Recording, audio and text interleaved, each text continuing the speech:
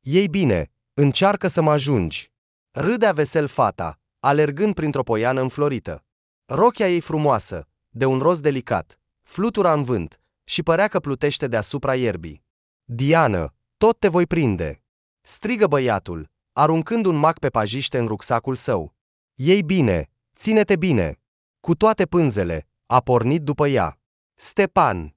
Striga fata în timp ce alerga cu toată puterea înainte. Te iubesc! Tânărul a accelerat, iar după 5 minute, Diana era în brațele lui. Diană, te iubesc! Șopti el, răsuflând greu. Ești a mea, nu te voi da nimănui, și a început să o sărute. Mirosul ierbii de pe câmp pur și simplu îi nebunea, iar îndrăgostiții aveau impresia că fericirea lor va dura la nesfârșit. Stepan și Diana se întâlneau deja de 3 ani. Povestea lor de dragoste era mai degrabă o excepție decât o regulă. Părinții atât ai fetelor, cât și ai băieților erau oameni foarte înstăriți. Când copiii lor erau adolescenții, au ajuns la un acord între ei, iar căsătoria lui Stepan cu Diana putea fi numită fără intare o afacere. Dar când tinerii au împlinit 18 ani, s-au îndrăgostit atât de tare unul de celălalt, încât nu le mai păsa deloc cum își vor numi părinții uniunea. Ei bine, Iura Dmitrievici, spuse odată tatăl băiatului, cred că vom organiza nunta după ce ei termină institutul. Suntem de acord. 2 ani ne vor fi suficienți pentru a pregăti totul, răspunse bărbatul. Se putea face și în anul al 5-lea. Oricum nu vor învăța. Mai bine să termine studiile, ca să spunem așa, cu sufletul împăcat, se uită Vladimir Victorovic cu atenție în ochii viitorului socru. Ei bine, se poate și așa, ridică umerii acesta. După institut, deci după institut. A fost de acord. Vladimir Victorovic Vișniacov era o persoană complexă. Avea în el toate acele calități care sunt adesea întâlnite la oamenii pe care banii mulți i-au stricat. Bărbatul era o fire autoritară și rareori lua în considerare opinia altora. Dacă nu era caracterul meu, nu m-aș fi îmbogățit niciodată, îi plăcea să repete Vișniacov fiului său. Stepan, în orice afacere, esențialul este hotărârea. Cu cât te ții mai tare de ceva, cu atât mai multe șanse ai să rămână în mâinile tale. Tatăl Dianei nu semăna deloc cu un om de afaceri tipic. Starodâvorov era o persoană foarte calmă și judecată. Era dintr-o familie bogată, dar banii nu l-au răsfățat niciodată în viața lui. Își iubea foarte mult cele 2 fiice. Maria, cea mare, era deja căsătorită, alegându-și un băiat obișnuit ca soț. Iura Dmitrievici nu s-a opus niciodată în această privință. Vișniacov și Starodâvorov se cunoșteau de mulți ani, dar într-o zi Vladimir Victorovic l-a invitat pe Iura Dmitrievici cu familia sa în vizită. Acesta a venit cu soția și copiii, iar toți au observat imediat cât de repede s-a împrietenit Diana cu Stepan. Era o senzație că se cunoșteau de foarte mult timp. Stepan, uită-te ce căsuță minunată am făcut! Se bucura fata, când ei 2 au construit un adăpost pentru pisică. După un an, când părinții de ambele părți s-au convins că copiii se înțeleg bine, lui Vișniacov i-a venit o idee. Starodâvorov are un venit bun, i-a spus atunci soției sale. Cred că vom câștiga dacă ne căsătorim copiii. Elena, este vorba despre averea lui imensă. Da, ar fi bine, suspină ea, mai ales că se înțeleg foarte bine. Vladimir Victorovic, nu-mi pasă cu cine va fi fericită fiica mea, răspunse tatăl Dianei lui Vișniacov. Știu că este îndrăgostită de Stepan al vostru, așa că dacă asta se va transforma în ceva mai mult, nu voi fi împotrivă. Așa s-a întâmplat. Copiii au crescut, iar cu ei și sentimentele lor. Când au împlinit 20 de ani, nimeni nu mai avea îndoieri că vor fi împreună. Stepan, îi spuse odată Diana iubitului ei, știi, vreau atât de mult ca în familia noastră totul să fie simplu. Nu vreau nici mulți bani, nici toate aceste întâlniri pompoase. Nu am nevoie de nimic din toate acestea, atâta timp cât ești lângă mine. Diana, eu însumi nu iubesc toate acestea. Să moștenească totul de la tată său, să-i lase în pace, suspină băiatul.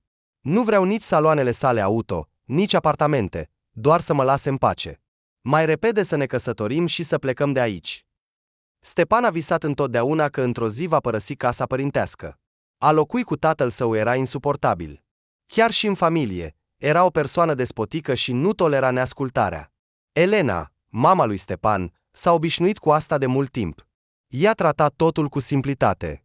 Avea totul, iar pentru asta era dispusă să sufere puțin. Dar fiul ei nu era așa. Băiatul simțea mereu tensiunea pe care tatăl său o crea, fie intenționat, fie nu. Stepan nu se temea de tată. Dar uneori se părea că în el era un gol înfricoșător care dorea să-l înghită. Undeva adânc în el, își dădea seama că de la acel om se poate aștepta orice. Mai erau 4 luni până la nuntă, iar aceasta s-ar fi întâmplat cu siguranță, dacă Starodâvorov nu s-ar fi deosebit întotdeauna de reprezentanții clasei bogate. Bărbatul nu a fost niciodată ipocrit. Spunea întotdeauna totul așa cum este. A avut loc un jubileu pentru un om de afaceri care deținea o rețea de cafenele și restaurante de fast food. După prânz, toți s-au grupat în cercuri și au început să discute. Pentru mulți, astfel de întâlniri erau o oportunitate excelentă de a discuta despre colaborare sau despre cumpărarea și vânzarea întreprinderilor lor. Aproape de sărbătorit s-au adunat vreo 7 oameni. El povestea vesel o întâmplare. Ei bine, în general, mă sună managerul meu, râdea bărbatul, dar eu știu deja că a venit o partidă de carne dispărută. Dar ajung la restaurant, mă uit în jur și le spun, nu ați respectat regulile de păstrare, carnea a stat pe soare jumătate de zi, așa că acum veți plăti pentru ea. Sărbătoritul a izbucnit în râs. Starodâvorov l-a privit cu atenție. Credeți că aveți dreptul să vă comportați așa cu oamenii dumneavoastră? Spuse Iura Dmitrievici. Asta sunt oamenii mei, pot face cu ei ce vreau. Răspunse cu aroganță proprietarul. Trebuie să-i țin în frâu. Eu nu mă cer cu ei niciodată. Mereu mi s-a părut că un om care conduce o afacere ar trebui să aibă onoare. Aruncă Starodâvorov. A fost o tăcere. Cei adunați se uitau alternativ la sărbătorit și la Starodâvorov. Deci, doriți să spuneți că eu nu am onoare? Ochii bărbatului s-au umplut de sânge. Exact așa, răspunse calm Iura Dmitrievici, privindu-le cu atenție. Se vedea că ochii bărbatului se mișcau de furie, fața lui se înroșise de supărare. Știți câți bani am? Se apropie de Starodâvorov. Pot să te strangulez cu o singură mână. Credeți că banii sunt un indicator al inteligenței? Răspunse invitatul la fel de relaxat. Judecând după modul în care îi câștigați, trădându-vă oamenii, este un semn de ignoranță totală, aș spune chiar de prostie. Cine ești tu? Sărbătoritul a strigat în toată sala. Ieși de aici! Nu-ți voi ierta niciodată asta. Oaspeții erau în stare de șoc. Fiecare dintre ei știa că Sobachin a tratat întotdeauna angajații săi fără milă. Bărbatul se lăuda adesea cu faptele sale, dar banii și înșelătoria nu i-au adus inteligență. Din exterior toate acțiunile lui păreau stupide. Iura Dmitrievici s-a întors demonstrativ și a plecat din restaurant. În sală, aici și colo, se auzea șoapta. Nu voi fi Sobachin dacă nu mă răzbun, promisese sărbătoritul în fața oaspeților săi. Au trecut, probabil, 2 luni, când Starodâvorov a fost sunat de unul dintre marii clienți. Iura Dmitrievici, iartă-mă, dar în uleiul tău vegetal am găsit produse petroliere și într-o cantitate foarte mare, spuse directorul depozitului alimentar. Nu vom lua un astfel de ulei. Starodâvorov era un producător de ulei dintr-o familie de tradiție. Nici tatăl său, nici el nu au avut vreodată probleme cu calitatea. Bărbatul era complet nedumerit. I-a propus clientului să vină la ei la fabrică și să vadă totul cu ochii lui. Iartă-mă, dar nu pot să mă plimb pe la fabrici. Nu am timp, răspunse bărbatul într-un mod copilăresc. Îmi pare rău, dar rupem contractul. Iura Dmitrievici s-a apucat să verifice toate tipurile de ulei vegetal din fabrica sa. Această întreprindere era imensă. Pe lângă câteva tipuri de ulei din floarea soarelui, aici se produceau și multe alte tipuri din alte materii prime vegetale. A doua zi, un alt mare client a sunat și a refuzat și el contractul. Starodâvorov era în stare de șoc. Analiza pentru produsele petroliere arăta absența lor totală în produsele fabricate. Iura Dmitrievici a trimis rezultatele clienților săi, dar acest lucru nu a avut niciun impact asupra lor. În plus, au început intenționat să răspândească zvonuri că uleiul lui Starodâvorov este de proastă calitate. Ce naiba! Bărbatul nu putea să se liniștească. Au înnebunit. După o săptămână, a fost sunat de la Rospotrebnadzor. A venit o comisie, a luat mostre de ulei. După câteva zile, a venit concluzia că produsele sunt periculoase pentru sănătate din cauza depășirii normelor de produse petroliere. Asta nu se poate! Striga Iura Dmitrievici. Suntem una dintre puținele fabrici care folosesc metoda de presare. Nu folosim hexogen pentru extracția uleiurilor. Nu avem produse petroliere, prin definiție, se certa directorul cu reprezentanții comisiei. Dar nimeni nu-l asculta pe Starodâvorov. Era un om bogat, dar fără influență, spre deosebire de Sobachin. Acesta era viclean și, încă de la începutul carierei sale, a început să-i servească pe diferiți funcționari, iar când s-a îmbogățit, mulți dintre ei au devenit ulterior, așa zis, prietenii lui. Așadar, oricât de mult a încercat Iura Dmitrievici să restabilească justiția, nu a reușit, iar în câteva luni fabrica a fost închisă. Toată lumea era în stare de șoc. Starodâvorov era iubit, era un om direct, dar cinstit, și nu își încălca niciodată cuvântul. Bărbatul avea respect chiar și pentru femeile de serviciu. Directorul a fost nevoit să concedieze aproape tot personalul. Nu pot înțelege un lucru, spuse obosit Iura Dmitrievici atunci soției sale, căci toți vor pierde din asta. Oamenii aveau ocazia să cumpere un produs util și sigur, dar acum acești nenorociți le-au tăiat această oportunitate. Căci 95% din tot uleiul vegetal de pe rafturile magazinului era extras. Nu doar că era complet gol, nu conține aproape deloc elemente utile, dar mai era și benzină, pe care nu o poți elimina complet din ulei, rămân tot felul de urme. Eu nu-i înțeleg deloc. Iura, ai muncit atât de mulți ani pentru oameni, răspunse soția, ai vrut să fii auzit, dar nu. Este vina ta că ei vor să rămână surzi. Ne vom descurca cumva. Ne vor ajunge bani până la sfârșitul vieții. Nu avem nevoie de multe. Diana se va căsători în o lună. Vom rămâne doar noi doi. Știi, poate că e chiar mai bine. În sfârșit, te vei odihni. Dar Vișniacov avea o părere complet diferită în această privință. Bărbatul mergea nervos în sus și în jos. Elena, cred că trebuie să anulăm nunta lui Stepan cu Diana, îi spuse el soției. Starodâvorov a dat faliment. Ce ne mai trebuie acum? Nu avem ce lua de la el. În plus, el va veni să-mi ceară bani. De acord, răspunse soția. Această căsătorie nu are nicio perspectivă. Vorbește cu el. A doua zi, Vișniacov s-a dus în vizită la Starodâvorov. Acesta se pregătea să discute despre nunta care urma. Iura Dmitrievici, îmi pare foarte rău că s-au întâmplat toate acestea, spuse Vladimir Victorovic cu un ton jucăuș. Într-o astfel de afacere nu este ușor să rezisti. Da, eu sunt bine, suspină stăpânul. Și eu m-am săturat de toate acestea. În sfârșit, mă voi ocupa de sănătatea mea. După nuntă vreau să plec la casa mea de la țară. M-am epuizat deja de agitația din capitală. Voia să spună ceva invitatul Iura Dmitrievici. Și iartă-ne, dar nunta nu va avea loc. Cum adică?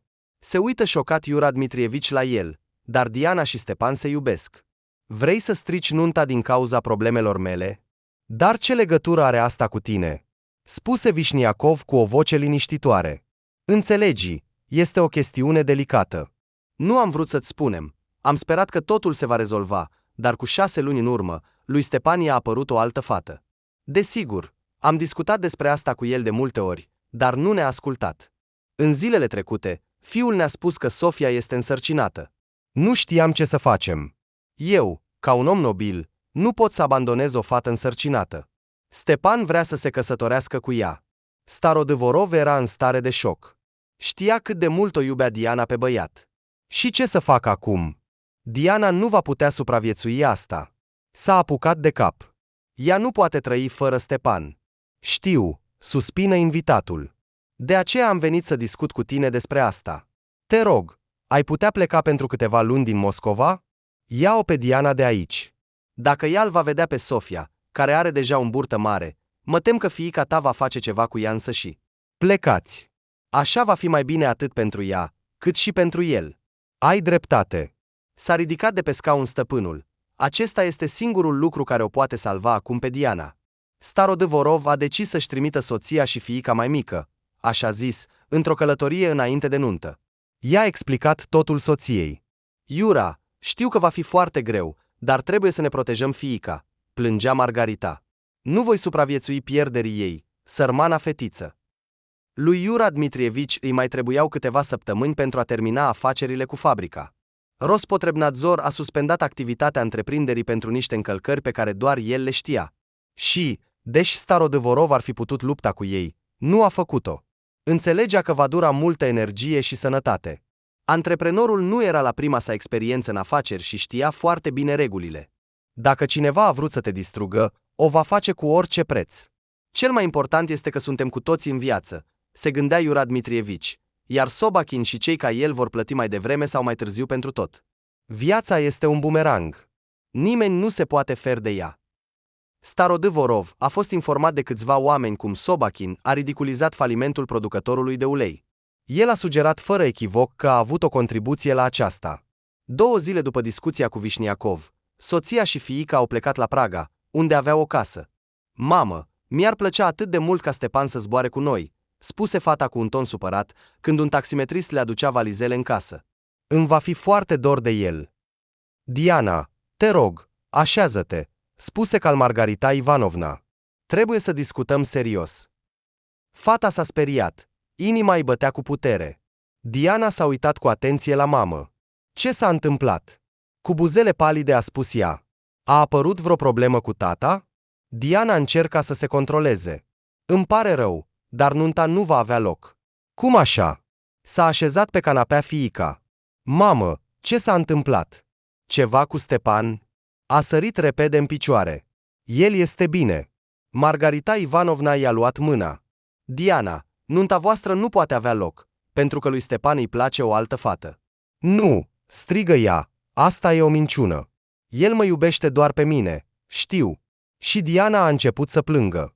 Viitoarea lui soție este însărcinată, îmi pare foarte rău, se uită mama în ochii fiicei. Diana nu putea să se miște. I se părea că inima ei a încetat să mai bată. Nu, spuse ea în cele din urmă, nu se poate, mamă.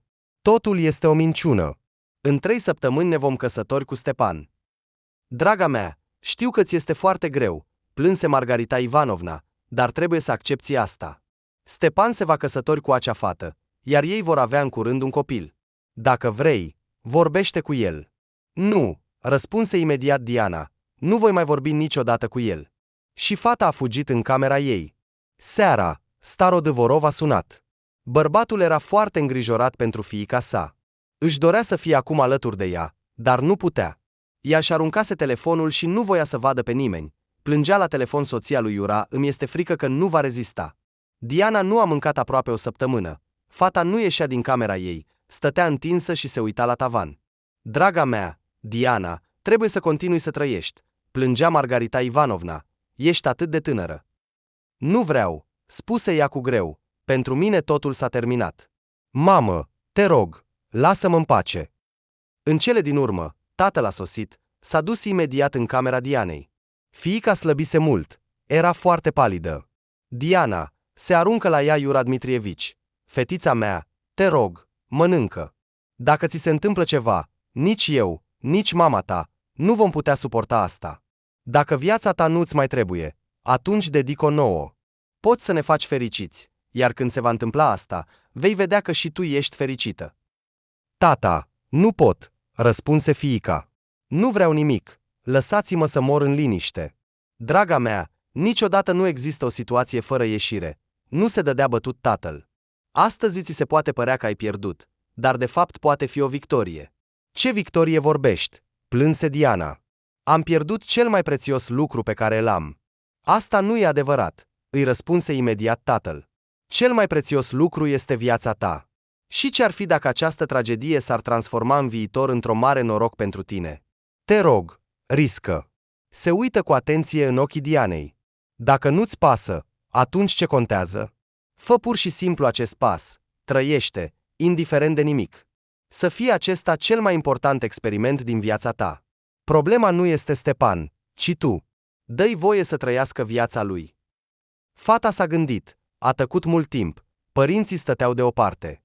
În cele din urmă, Diana și-a întors capul spre ei.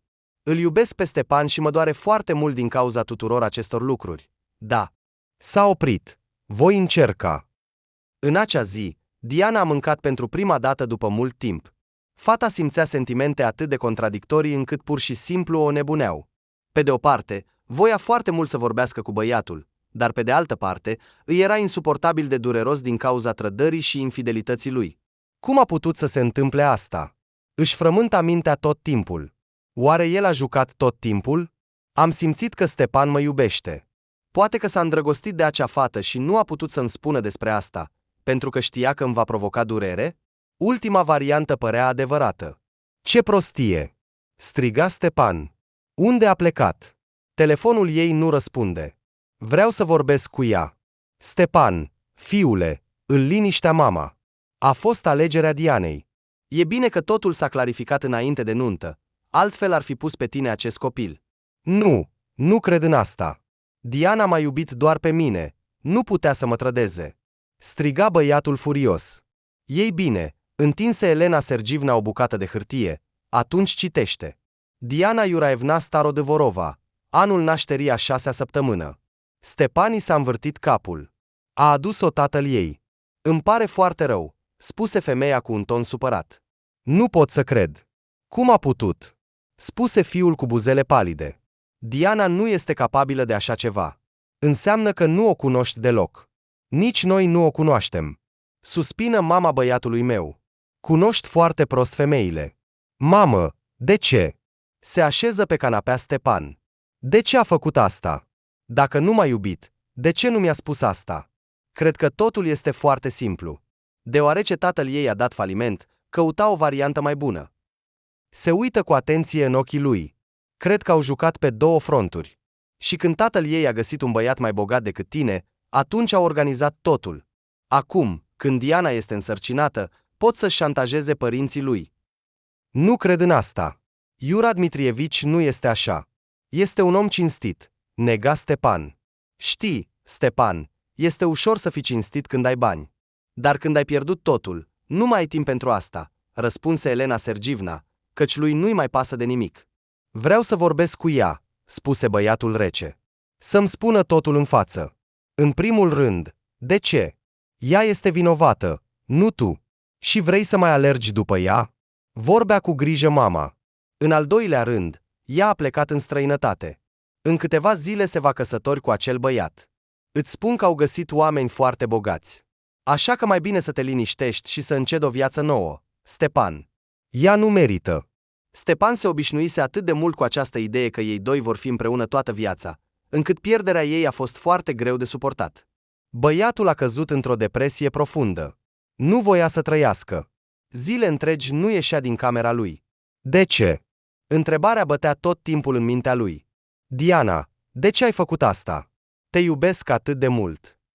Dar tinerii trebuiau să continue să trăiască cumva. Și fiecare dintre ei încerca să facă față durerii sale neîndurătoare. Au trecut aproape 6 luni. Diana a început să-și revină treptat. Părinții au decis să trăiască câțiva ani în Europa. Fiica cea mare trăia deja o viață independentă. Ea și soțul ei dețineau un magazin universal. Starodâvorov a vândut totuși fabrica. Nu mai avea puterea să se ocupe de asta. O parte din banii obținuți i-a dat fiicei celei mari, iar o parte a pus-o pe contul său. Acești bani ulterior intenționa să-i ofere Dianei. Ei bine, în sfârșit fabrica tatălui meu a fost vândută, suspină obosit Iura Dmitrievici. Iura, nu te îngrijora, îl liniștea soția.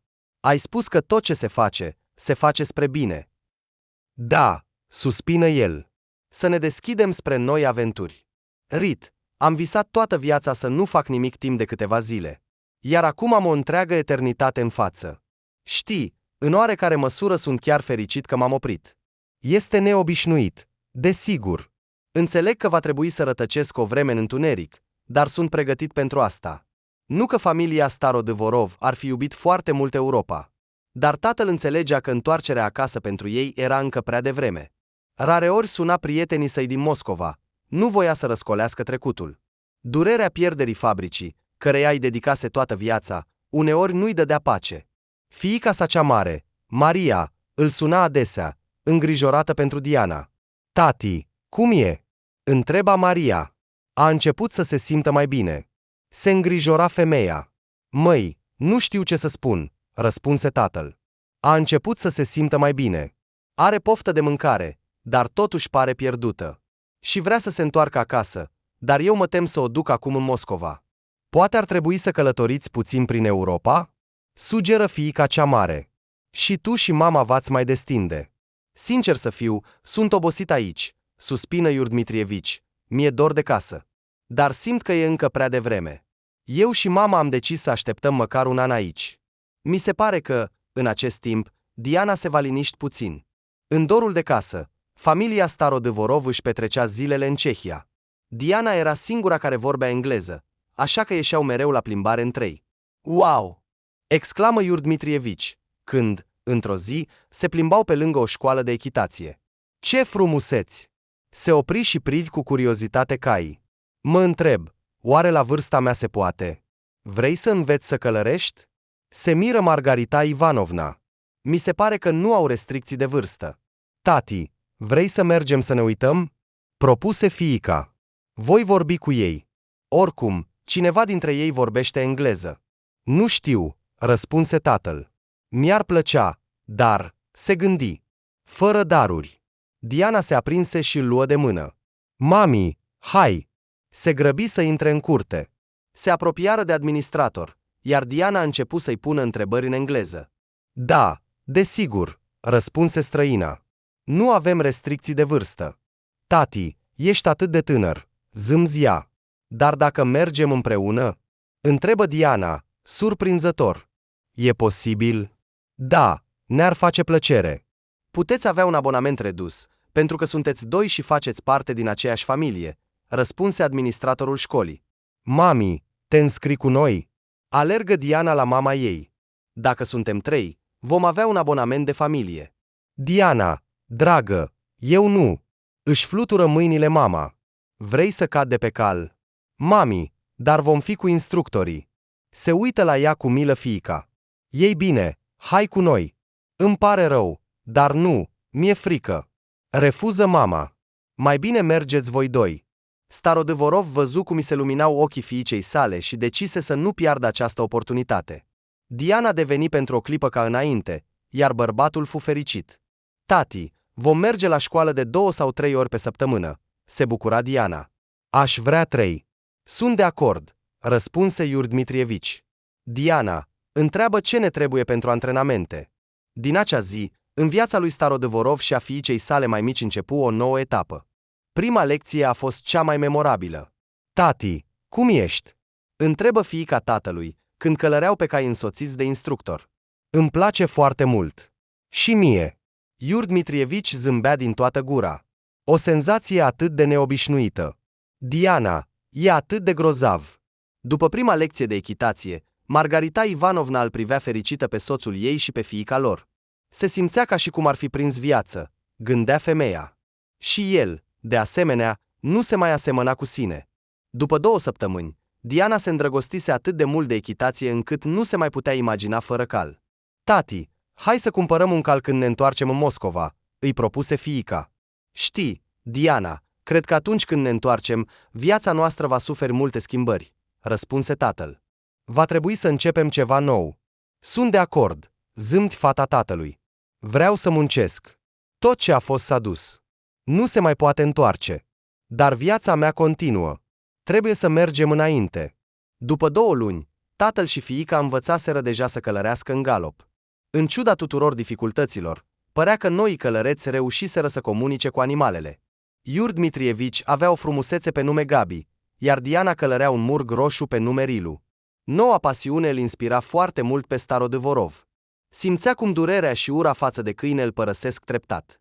Să-l las în pace, gândea Iur Dmitrievici. Desigur, afacerea mea a fost distrusă, dar viața nu se termină aici.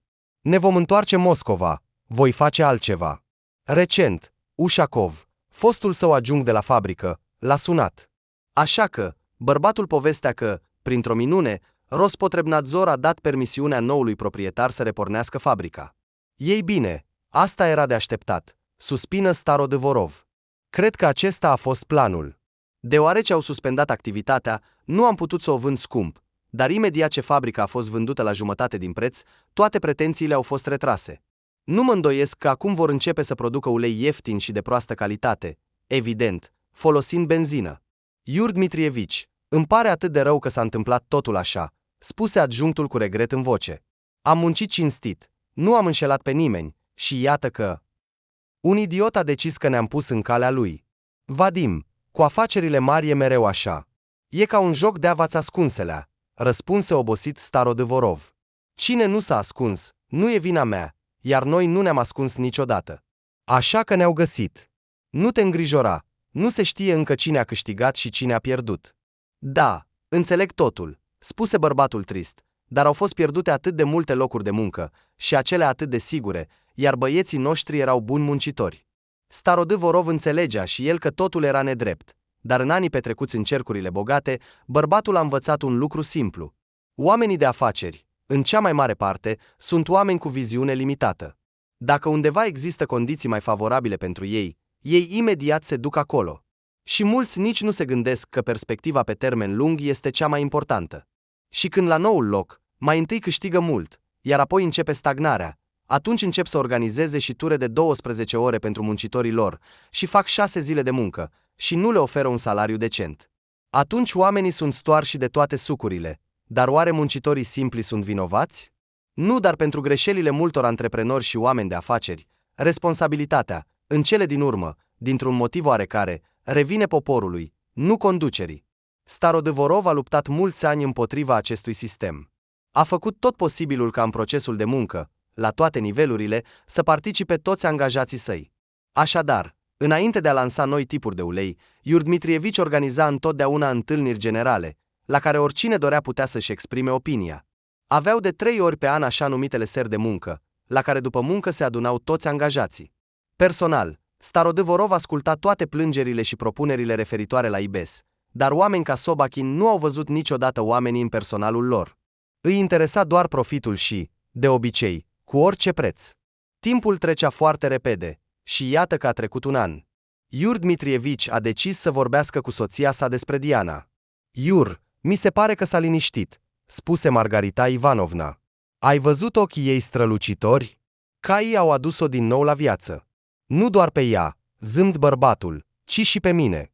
Simt că am suficientă putere să mă întorc acasă. Starodâvorov i-a promis soției că mai întâi va vorbi cu Diana. Bărbatul nu voia să o preseze, așa că a planificat să facă acest lucru neoficial. Tati, ajunge din urmă. Se grăbea fata pe murgul ei. Hai, încă puțin. Iur Dmitrievici o ajunse pe fiica sa, iar după un timp se opriră cu cai. Diana, ce părere ai despre întoarcerea noastră în Moscova? Începu tatăl cu prudență. Vrei să te întorci acasă? Întrebă ea speriată.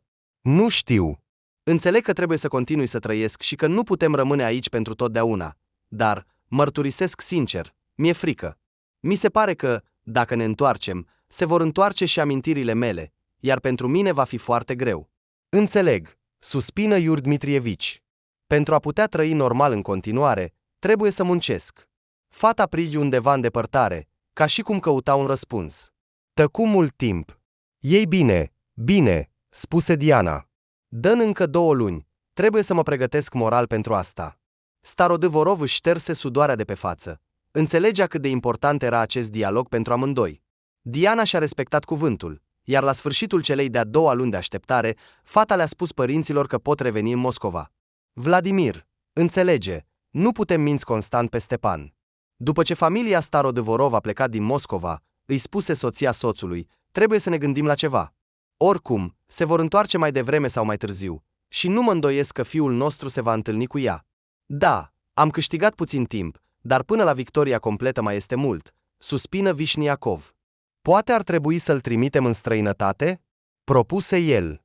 Nu, ripostă Elena Sergivna, dar ce dacă acolo își găsește pe cineva din cauza tristeții?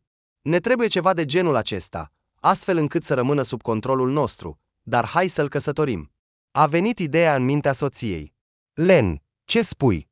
Se uită șocat Vladimir Victorovici la ea. Abia am scăpat de această căsătorie. Așa e corect, Diana nu îi se potrivește, explica femeia. Trebuie să-i găsim o partidă potrivită. Len, el nu va fi de acord niciodată cu asta, protestă soțul. Cred că Stepan nu se va uita la nicio altă fată. Dar găsește-i pe cineva care să-l aprindă. Elena Sergivna nu se lăsa. Gândește-te, cine din societatea noastră are o fiică potrivită? Nu știu, ridică din umeri el, la Selukov. Oxanca e urâtă. Cu așa ceva nu te-ai culca niciodată. Iulica, Repina, e arogantă. Nici măcar nu se va uita la Stepan. Cine mai e? Ustegaila, fiica e ca un hipopotam. Ai văzut-o în ultima vreme? Poate, Svelana Glucova? A studiat în străinătate. Își amintea soția sau Cristina Lapina. Dar Lapina a fost deja logodită, răspunse imediat soțul Len. Nu văd pe nimeni potrivit. Înțelege. Nu suntem atât de bogați încât să ne deschidem gura pentru oameni atât de înstăriți, în cele din urmă. Nu sunt miliardar. Vladimir, când e nunta la Zolotov? Ochii femeii se aprinseră. Mi se pare că acolo putem găsi ceva. Da, sâmbăta viitoare. Se uită surprins la ea soțul Len. Și cum îți imaginezi asta? Dar lasă-mă asta mie, îi făcu cu ochiul femeia. Ne vom uita acolo. Vișniacov nu lua în serios ceea ce plănuia soția sa. Dar, cum se spune, la orice cerere există întotdeauna o ofertă. Cine e asta? Șopti Elena Sergivna, privind o femeie în vârstă, îmbrăcată într-o rochie scumpă. Nu am văzut-o niciodată. E un om de afaceri din Italia, răspunse la fel de încet interlocutoarea. Se spune că a venit în Moscova fie să cumpere o casă, fie o întreprindere. Și cu ce se ocupă? Întrebă Elena cu interes. Probabil că locuiește în Italia. Da, cu nepoata lui. Femeia căuta pe cineva cu privirea. Uite, o vezi pe acea tânără? O cheamă Vlada. E extraordinar de frumoasă. Oh, da. Deschise gura de uimire Elena Sergivna. Ce frumoasă e! Dar e căsătorită? Întrebă ea brusc. Din câte știu, nu pare. E orfană, spunea cunoscută. Se spune că tatăl ei, adică fratele lui Valeriu, s-a despărțit de soția sa, care a dispărut. Nu au reușit să o găsească. În general, Vlada a fost crescută de tatăl ei, dar el a murit brusc, așa că de la 7 ani, fetița a fost crescută de unchiul ei. O familie interesantă, spuse Elena Sergivna, uimită. Mi-ar plăcea să mă întâlnesc cu ei. Desigur. O luă de mână femeia și o duse la necunoscută. Vlada era foarte prietenoasă. Fata stătea cu câteva femei și povestea cu pasiune despre ceva. Și când m-am apropiat de mireasă, din greșeală am călcat pe voalul ei, povestea fata, și, oh, Doamne, m-am împiedicat cu toc și, înspăimântată, am văzut o gaură.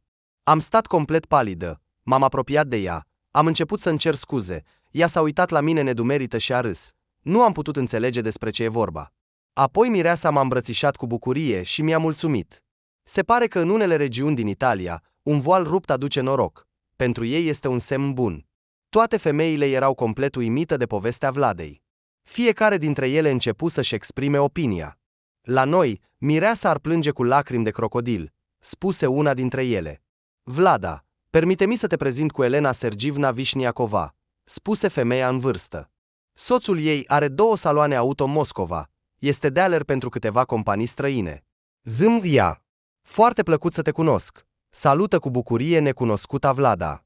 Îmi pare rău, eu și unchiul meu suntem în Moscova de foarte puțin timp, așa că nu cunosc încă pe toată lumea din cercurile noastre. Înțeleg, răspunse Elena Sergivna cu bucurie. În Moscova sunt foarte mulți oameni bogați. E imposibil să-i cunoști pe toți. Permite-mi să te prezint soțului meu? Din păcate, astăzi am venit fără fiul nostru, dar sunt sigură că el ar fi fost foarte încântat să te cunoască. Eu și unchiul meu vom rămâne în Moscova, poate, o jumătate de an, răspunse Vlada. Are afaceri urgente aici, așa că poate ne vom mai întâlni. Elena Sergivna o luă pe Vlada de braț și o duse la soțul ei. Bărbații dintr-o mică companie stăteau deoparte, aveau propriile lor subiecte de discuție. Vladimir Victorovici, pot să te rog un minut? Îl chemă soția. Aș dori să te prezint cu cineva. Vișniacov opri nedumerit, dar când se îndepărtă și observă o fată frumoasă, zâmbi larg. Aceasta e Vlada, o prezentă femeia necunoscută. A venit cu unchiul ei din Italia. El este om de afaceri. Foarte plăcut, întinse mâna bărbatul. Cum îți place la noi? Îți place? Se uită atent la ea. Știți, nu am înțeles încă. Zâmbi timid fata. Și nu avem multe cunoștințe aici, așa că nu am văzut încă Moscova. Dar asta se poate remedia ușor, înțelese Vladimir Victorovici, privindu-le pe soția sa cu un ochi viclean. Te invit cu mare plăcere la noi acasă. Apoi, dacă unchiul tău permite, fiul nostru îți va arăta capitala.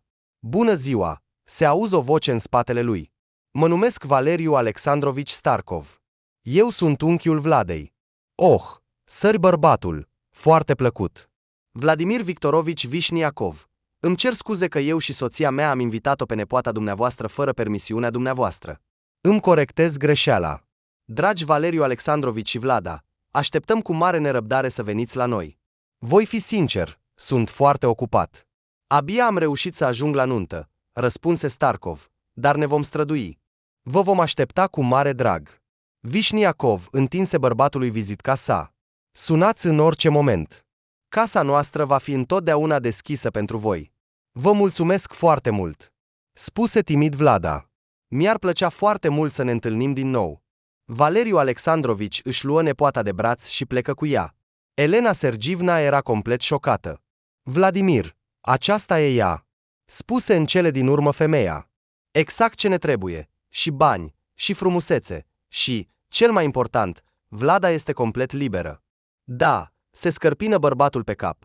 Ar fi bine. Dacă are propria afacere în Italia, atunci vorbim de mulți bani. Hai să aflăm mai multe despre ei. Poate vom reuși să ne întâlnim din nou? Se gândea soția. Nu aș vrea să pierd o astfel de oportunitate. 3 zile, citind, Vișniakovii erau pur și simplu nebuni. Nu puteau să se gândească cum să-i atragă acasă pe noii lor cunoscuți. Dar, spre surprinderea lor, Starkov i-a sunat singur după 4 zile. Bună ziua, Vladimir Victorovici. Te deranjează Starkov. Ne-am întâlnit la nunta Zolotov. Se auzi vocea la telefon. Ah, Valeriu Alexandrovici, foarte bucuros. Am fost încântat de apelul tău, Vișniacov. Mă bucur foarte mult că te-ai gândit la noi. Da, mâine seara voi avea o seară liberă, răspunse bărbatul. Am putea veni cu Vlada la voi. Voi fi direct, nu pentru mult timp, pentru că mai așteptăm și alte familii la noi. Desigur, se bucură Vladimir Victorovici. Poate reușim să stăm măcar câteva ore? Da, răspunse Starkov sec. Atunci spunem la ce oră îți este convenabil. Ei bine, hai să ne vedem pe la 7, propuse Vișniacov. Toți vom fi deja acasă. Bărbatul închise telefonul și din bucurie începu să danseze. Vladimir Victorovici înțelegea că astfel de cunoștințe, precum Starkov, îl vor ajuta să ocupe o poziție mai înaltă în societate. Iar dacă ar reuși să o căsătorească pe Vlada, ar fi o adevărată senzație. Vișniacov zâmbea la gândurile sale. Lenoca, ghicește ce s-a întâmplat acum? Îmbrățișă el soția sa. Starkov va veni la noi. Tocmai m-a sunat. Ochii femeii străluceau. S-a sărutat de bucurie cu soțul ei. Acum, când a apărut o speranță, ea avea de făcut cea mai dificilă sarcină, să-l pregătească pe fiul ei pentru această întâlnire. Vladimir, eu voi vorbi cu țopa, se gândea soția, pentru că tu îl vei speria și nu vom putea face nimic cu el. Elena Sergievna se adună, respiră adânc și se îndreptă spre camera fiului. Băiatul stătea tot pe pat. Uneori pleca undeva, dar cea mai mare parte a zilei o petrecea la el acasă. Bună, băiete, spuse mama cu o voce bâlândă. Ce mai faci astăzi? Îl mângâie pe cap. Salut, mami. Astăzi e la fel ca ieri. Nimic nu s-a schimbat. Răspunse sec fiul. Îmi pare rău, nu vreau să văd pe nimeni. Ei bine, bine. Am venit doar să-ți spun că mâine vom avea oaspeți, spuse calm Elena Sergievna. Așa că, dacă vrei, poți să ni te alături. Nu. Răspunse imediat fiul. Te rog, lasă-mă în pace, adăugă băiatul. Bine, odihnește-te, suspină femeia și se îndreptă spre ușă. Credeam că ți-ar plăcea să te întâlnești cu ei. Stepan nu-i răspunse nimic. Așteptă până când mama închise ușa în urma ei. Băiatului îi era atât de greu să decidă dacă trebuie să continue să trăiască sau nu. De câteva zile se gândea să plece de acasă și să nu se mai întoarcă niciodată. Voi merge unde mă vor duce ochii, până nu voi cădea, se gândea el. Oricum, nu voi rezista mult. Stepan își dorea atât de mult ca părinții să-l ajute să facă față durerii sale, dar ei se comportau de parcă nimic nu s-ar fi întâmplat. Băiatul era complet șocat de comportamentul lor. Nu au nicio milă pentru mine. Nu putea înțelege părinții. Avea impresia că sunt chiar bucuroși că Diana s-a căsătorit cu altcineva. Nu le pasă deloc de sentimentele mele. Cum poate fi așa? Într-o altă situație, Stepan ar fi încercat să-și justifice mama și tata, dar nu acum. Din exterior, comportamentul lor părea atât de nenatural încât băiatului îi era și mai rău. Simțea că nu vrea să rămână în casa părinților. Oricum, voi pleca de aici, își spuse Stepan. Nu mi-e frică să mor undeva. Dar mama și tata mi-au arătat adevărata lor față. Nu mă iubesc. Elena Sergievna a făcut tot posibilul pentru a nu se face de râs. A organizat o primire specială pentru oaspeții săi. După cină, Starkov și nepoata sa vorbeau cu gazdele casei. Vlada, îngăduie-mi să te prezint cu fiul nostru Stepan, propuse femeia. Din păcate, el a fost puțin răcit, așa că nu a fost prezent la cină. Femeile din companie s-au ridicat de la masă și s-au îndreptat spre etajul superior. Elena Sergievna bătu ușor la ușă. Nu a fost niciun răspuns. Stepan! Strigă mama. Pot să intru? Deschise ușa. Nu sunt singură, ci cu o oaspete. Băiatul stătea pe pat și se uita la mama cu o expresie nemulțumită. Când necunoscuta intră în camera lui, băiatul se rușină și se așeză imediat. Bună, spuse el încet. Îmi pare rău, nu mă așteptam la oaspeți astăzi. Se uită la oaspete.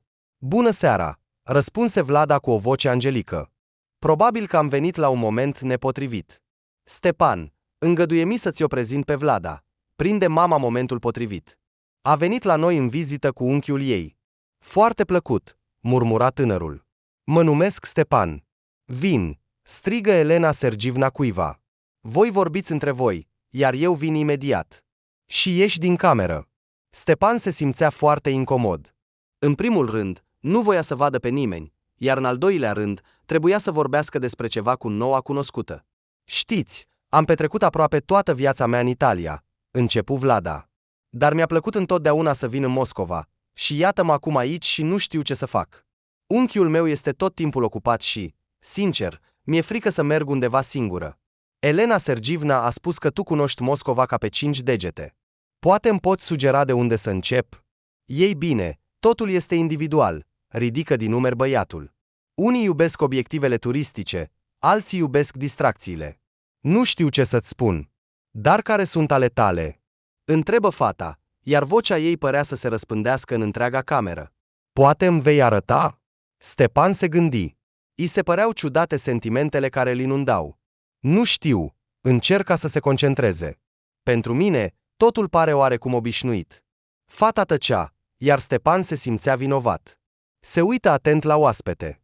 Ei bine, dacă vrei, mâine putem face o plimbare printr-un parc sau putem merge la râul Moscova. Nu pot să adun gândurile mele într-un singur loc. Sunt de acord, a zâmbit fata. Și lui Stepan i s-a părut că s-a anecat în zâmbetul ei. Ei bine, cum vă descurcați fără mine? A intrat Elena Sergievna, epuizată. Sper că nu l-ai supărat pe Vlad. Nu, ce spui? A intervenit fata pentru băiat. Stepan mi-a promis că mâine îmi va arăta locuri frumoase. Iată, și bine. A sărit aproape de bucurie femeia. Ei bine, Stepan, nu vrei să te întâlnești cu unchiul Vlad, pentru că trebuie să plece deja. Băiatul a coborât cu reluctanță și s-a întâlnit cu Starkov. Îi displăcea imediat privirea lui grea. Valeriu Alexandrovici i s-a părut un om sever, dar, cu toate acestea, l-a lăsat pe Vlad să se plimbe cu Stepan. Stepan, s-a bucurat mama. Fiule, ce fată bună! Vlad este un adevărat diamant. A terminat colegiul în Italia, iar cât de deșteaptă este. E pur și simplu incredibil. Te rog, fii atent. Noi, cu tatăl, nu ne opunem. Mamă, ce spui? Fiul s-a uitat la ea cu groază. Dacă ați organizat totul intenționat, nu mă voi întâlni cu Vlad sau cu altcineva. Ce spui? A fost complet întâmplător, s-a speriat Elena Sergievna. Nici măcar nu ne-a trecut prin cap. M-am gândit, dacă așa s-a întâmplat, de ce nu? Stepan nu i-a răspuns, avea o greutate pe suflet. A început să regrete că i-a promis noii sale cunoștințe că se va plimba prin Moscova. Mâine îi voi spune mamei să o sune și să se scuze, a decis el. Nu vreau pe nimeni să mă lase în pace. Și în noaptea aceea, ca de obicei, a visat-o pe Diana. Fata se grăbea călare pe o pajiște verde nesfârșită. Stepan s-a uitat la el, stătea în sa. Calul alb de sub el s-a ridicat în 2 picioare și a pornit cu toată viteza să o ajungă pe Diana, iar înainte de Stepan s-a deschis o prăpastie. Fata a rămas de cealaltă parte, băiatul s-a retras și a pornit în galop spre o prăpastie adâncă. A zburat în aer, dar prăpastia era atât de mare încât nu a reușit să sară până la Diana. Băiatul a simțit cum cade în jos. Nu! S-a trezit din strigătul său, Stepan. Am căzut din nou. Când voi sări pe cealaltă parte? A întrebat el pe cineva. Acest vis l-a urmărit pe băiat de când a plecat Diana. Stepan înțelegea că voia să-i spună ceva, dar până acum băiatul nu putea înțelege sensul său. Cu toate acestea, acest vis îl bântuia constant. După ce a băut cafea, Stepan simțea sentimente foarte contradictorii. În fața lui apărea fața zâmbitoare a Vladei. Fata era într-adevăr foarte frumoasă.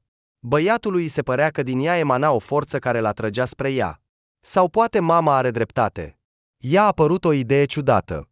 O plimbare cu Vlada nu mă obligă la nimic. Ceva bătea în capul său, dar Stepan a reușit să-și suprime gândurile și a decis totuși să se întâlnească cu fata.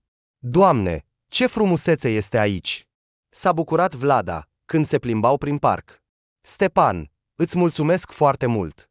Știi, Moscova are un spirit special, trebuie doar să te adaptezi la el, și atunci, ca prin magie, ți se vor deschide toate secretele ei.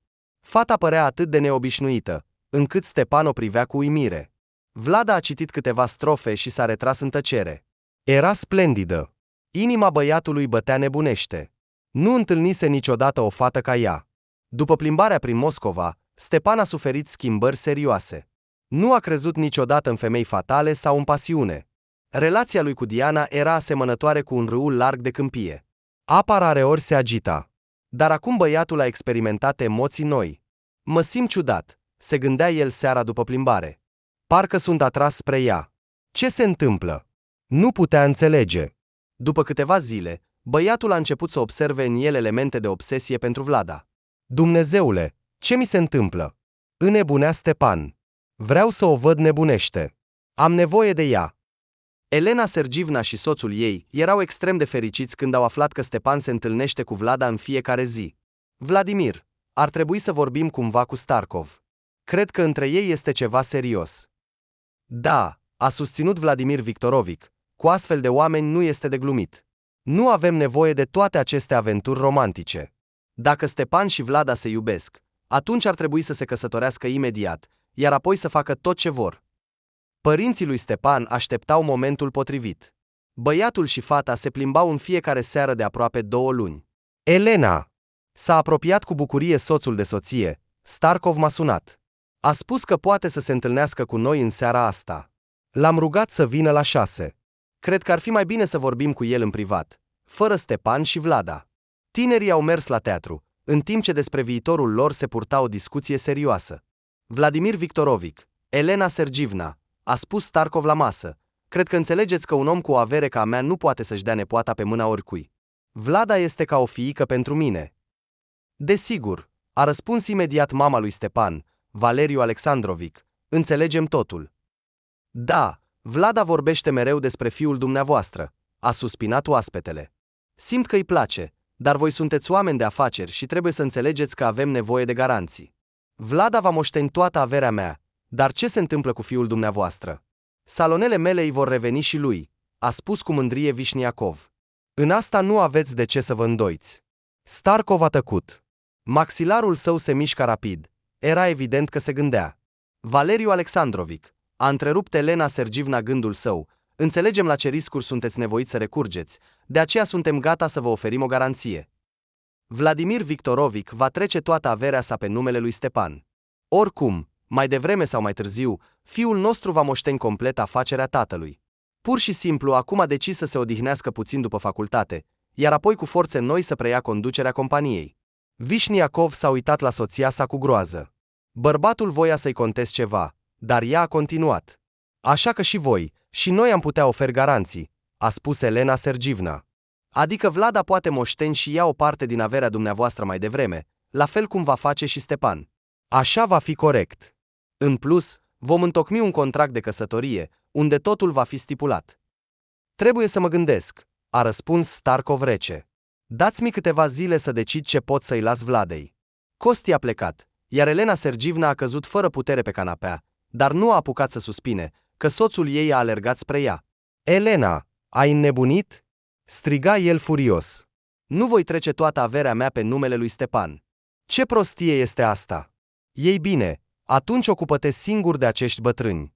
A șoptit ea. Și te asigur că, dacă fiul tău află că i-ai mințit, îl vei pierde pentru totdeauna. A strigat femeia cu voce tare. Bine. A fost de acord soțul cu nemulțumire.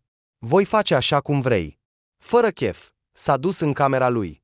Starkov a sunat peste o zi și a dat acordul să se căsătorească cu Vlada. Bărbatul a promis că va da fabrica de lapte din Italia și va transfera o sumă mare de bani pe contul nepoatei sale înainte de nuntă. Stepan nu înțelegea ce se întâmpla cu el. Nu putea descrie starea sa cu cuvinte. Aproape tot timpul era atras de Vlada. Mai ales după ce a sărutat-o prima dată. Dar uneori îl cuprindea o revelație, iar Stepan simțea o durere interioară puternică. Ce mi se întâmplă? Se apuca de cap. Nu o iubesc. Ce mi-a făcut? Vlada era, pe de o parte, pură ca o lacrimă, pe de altă parte, în ea se simțea o anumită taină. Vlada, mi se pare că mă scufund în tine și mă dizolv, i-a mărturisit odată băiatul. Cine ești? Fata a râs vesel, i-a luat fața lui Stepan în mâini și l-a privit în ochi. Eu sunt destinul tău. Îl absorbea cu privirea ei. Ești al meu pentru totdeauna. Vocea ei pătrundea în fiecare celulă a lui. După 2 luni, Stepan nu mai era deranjat de discuțiile părinților despre faptul că Vlada este cea mai potrivită partidă pentru el. Băiatul era gata să facă orice pentru fată.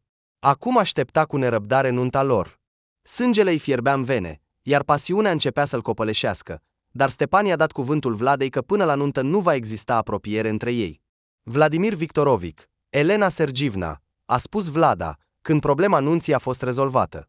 Am vorbit deja cu unchiul meu în legătură cu asta, și el este de acord. Problema este că nu aș dori o nuntă oficială, și în general, ca cineva să știe despre ea. De ce? A întrebat imediat Elena Sergivna cu uimire. Vlada, trebuie să ne arătăm. Așa este tradiția în societatea noastră. Știu, a suspinat oaspetele, dar cu mulți ani în urmă, când eu și unchiul meu am mers într-un weekend într-un sat italian, s-a întâmplat un incident. Ne plimbam pe aleile pavate, urcând pe ele pe deal. Satul era situat pe o înălțime. Am ieșit pe o platformă de unde se deschidea o panoramă incredibilă. Unchiul și cu mine admirăm această frumusețe și nu am observat cum s-a apropiat de noi o femeie. Oh, săraca fetiță! A spus ea brusc în italiană. Vei avea o soartă grea. Am sărit și ne-am întors brusc. În fața noastră stătea o bătrână necunoscută. Parcă privea prin mine. De ce credeți asta? A întrebat cu groază unchiul meu. Sunteți clar văzătoare. Trebuie să o protejezi. Nu a răspuns la întrebarea lui. În ziua nunții tale, ea va muri. De ce ați decis asta? S-a enervat Valeriu Alexandrovic. Ce prostie! Credeți sau nu, dar dacă vrei fericirea fetiței tale, nu chema oaspeți la nuntă. Să rămână totul un secret. Oh, Doamne! S-a agitat Vișniacov pe scaun, m-a lovit apoi. Poate că a inventat totul?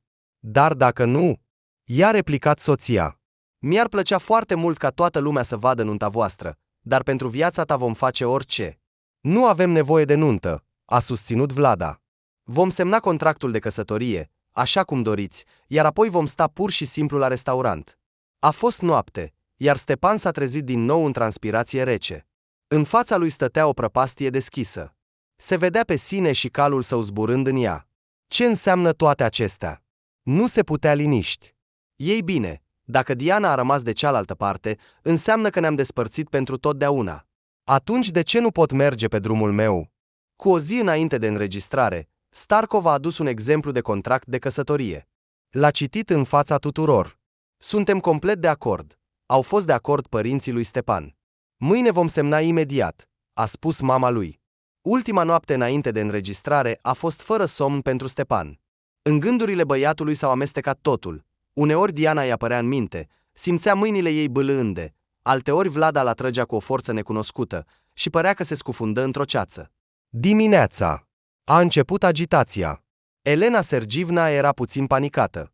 La 10 ore, Vlada, incredibil de frumoasă, cu un buchet imens de flori, își punea semnătura în sala de înregistrare. Stepan părea că ezită. Mâinile îi tremurau. S-a uitat la fată, iar zâmbetul ei era atât de fermecător, încât, în cele din urmă, a semnat documentul. Contractul de căsătorie l-am discutat deja cu voi, a spus Starkov lui Vișniacov, așa că semnați. Și totul. I-a întins lui Stepan documentele. Prânzul de nuntă a avut loc într-un restaurant scump. Părinții vorbeau, dar tinerilor deja nu le mai păsa să ajungă acasă. Stepan visa la prima noapte de nuntă. Dar când el și Vlad au ajuns acasă, băiatul părea că a fost paralizat. Vlad, îmi pare rău, dar nu pot, a spus el printre lacrimi, dă-mi puțin timp. Trădarea Dianei mi-a provocat o durere atât de mare încât îmi este greu să fiu din nou cu o femeie. Stepoca, dragul meu, l-a îmbrățișat fata, totul este bine, te voi aștepta cât timp va fi nevoie. Ce idiot, bătea în tâmplele băiatului, Ce? Ai înnebunit complet. Vrei să o pierzi? Dar de fiecare dată când băiatul începea să o sărute pe fată, în fața lui apărea fața Dianei. Așa că prima noapte de nuntă a tinerilor nu a avut loc. Ei bine, cum sunteți? A întrebat cu curiozitate dimineața soacra pe Vlada și Stepan. Când să așteptăm nepoții? Ei bine, cu siguranță nu acum, a suspinat băiatul. Va trebui să așteptați puțin. S-a uitat la soția sa și a zâmbit. Nu, faci totul greșit, striga bărbatul la fată. Aici trebuie să iei în considerare totul, și intonația vocii, și privirea, și mai ales senzațiile tactile. Sunt deja obosită. A suspinat ea și a căzut pe pat. Poate că ar trebui să renunțăm la această idee. Vlada, vrei să muncești toată viața ta pe plantațiile de viță de vie? A răspuns el furios. Valeriu Bicovski s-a întâlnit cu Vlada complet întâmplător. Bărbatul lucra de câțiva ani într-un sat italian pe plantațiile de viță de vie, când la proprietare a venit o tânără din Rusia.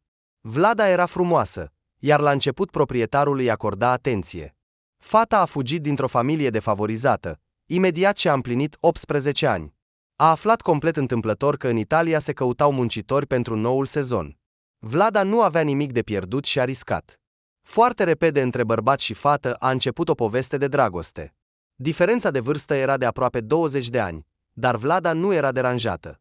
Valeriu a văzut constant cum, fără prea mult efort, Vlada atrăgea atenția bărbaților. La început, bărbatul simțea gelozie din acest motiv, dar într-o zi a venit o idee bună Vladei. Ce-ar fi să te căsătorești cu un italian bogat? A întrebat-o Valeriu, iar apoi să te desparți de el. Tu nu ai putut înțelege asta, fata. În primul rând, te iubesc. În al doilea rând, italienii nu sunt atât de proști, așa că după divorț nu voi avea nimic. Vlada, trebuie să facem ceva. S-a uitat la ea bărbatul. Dar dacă lucrăm aici încă un an, ce va fi apoi? Din nou Rusia. Nu am nimic, nici tu. Și ce propui? A ascultat cu atenție fata. Pe mine nu mă va băga nimeni în seamă, dar tu, ești cu totul altceva. Vlada, ești frumoasă. Raționamentele iubitului au șocat-o pe fată. Desigur, Vlada visa să trăiască bine, dar toate visele ei erau legate de Valeriu. Tatăl fetei, cât și la mintea, bea. Poate că tocmai din acest motiv s-a atașat de un bărbat mai în vârstă. Îi lipsea dragostea și protecția paternă. Și cum cu Valeriu avea primele relații serioase, îi era frică să-l piardă. Când exact le-a venit în minte planul, este greu de spus.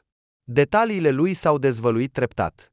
Valer, bine, să zicem că mă voi căsători cu cineva bogat, dar va trebui să dorm cu el.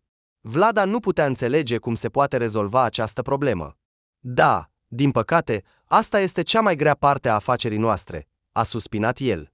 Pentru o viață mai bună, sunt gata să fac asta. Singurul lucru pe care îl putem face este că în timpul apropierii mă vei reprezenta, adică de parcă totul se întâmplă cu mine. Cum așa? S-a uitat la el uimită Vlada. Dacă dorm cu altcineva, cum poți fi tu? Știu că la început îți va fi greu să crezi în toate acestea, dar cu timpul, s-a oprit el. În acea zi, Vlada s-a certat puternic cu iubitul ei. Nu putea accepta așa ceva. Planul lor nu s-ar fi realizat niciodată dacă Vlada, vino aici. Striga cineva și agita mâinile. Fata s-a grăbit să culeagă strugurii și a mers la începutul plantației. Era o căldură puternică. Razele arzătoare ale soarelui pur și simplu o nebuneau. Fata a observat sub un tufiș un om întins. Valera! A strigat ea și a alergat spre iubitul ei. Ce ai pățit? A pierdut conștiința, a spus managerul. L-am readus la sine. Să stea puțin la umbră. Iubitule! Plângea fata. Valeriu, te rog, nu mă părăsi. Implora ea. Măi, dracului, plantațiile de viță de vie. Mă vor termina.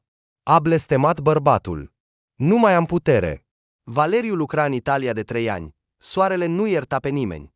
Culegătorii de struguri erau epuizați. Valera, hai să lăsăm totul. Plângea Vlada seara. Nu vreau să te pierd. Voi face tot ce vrei. Doar, te rog, nu mă părăsi. Așa au început să dezvolte planul lor viclean. Valeriu înțelegea că să facă o afacere și să rămână în Rusia era imposibil pentru ei.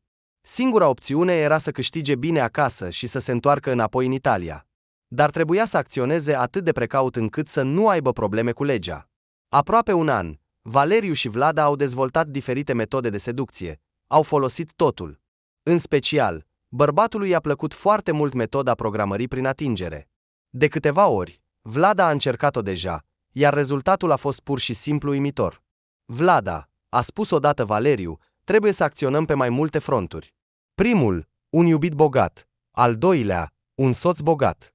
Crezi că se poate combina? A întrebat ea uimită. Voi fi prins. Ei bine, dacă totul este făcut corect, poate că nu, se gândea Valeriu. Cine este un iubit bogat? Este o persoană care are o familie.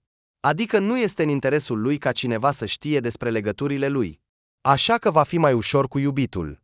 Altceva este dacă ești soția cuiva. Aici trebuie să acționezi foarte precaut. După 6 luni, Valeriu și Vlada și-au planificat vizita la Moscova. Bărbatul înțelegea că nu este ușor să pătrunzi în cercurile oamenilor bogați, așa că mai întâi au inventat o legendă, iar apoi au început să sune unor oameni de afaceri cu oferte de colaborare sau de cumpărare a unei părți, sau chiar a unei afaceri întregi. Așa că, până la sosirea în Moscova, Starkov deja avea câțiva cunoscuți. În fiecare an venea la Moscova pentru a-și prelungi viza, așa că bărbatul avea deja câteva informații, iar în ultima dată Vlada venise cu el. Era mai, când bărbatul și fata au ieșit din aeroportul Șeremetievo. Încă fiind în Italia, Valeriu a găsit pentru ei o locuință ieftină. Întreaga operațiune au planificat să o finalizeze în aproximativ 3-4 luni. Până atunci, deja aveau viza în mână, așa că puteau părăsi Moscova fără probleme. Și la început au avut foarte mult noroc. La câteva zile după sosirea lui Valeriu și Vlada în Moscova, au fost invitați întâmplător la nunta Zolotovilor. Bărbatul a decis să profite de aceasta. Legenda că un om de afaceri din Italia vine deja fusese lansată, așa că cineva deja știa despre Starkov. Bărbatul era foarte precaut, înțelegea că o persoană foarte solidă le-ar putea crea mari probleme. Așa că Valeriu visa la o pește de dimensiuni medii.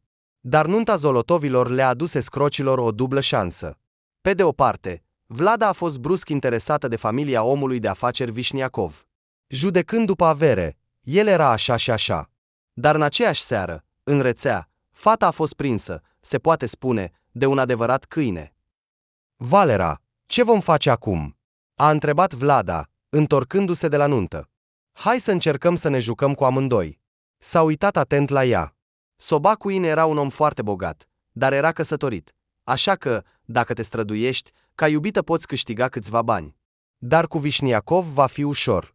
Am aflat totul despre ei, au un fiu, iar părinții au rupt recent nunta. Se zvonește tot felul de lucruri, dar nu contează. Dacă reușești să-l obții, vom câștiga foarte bine.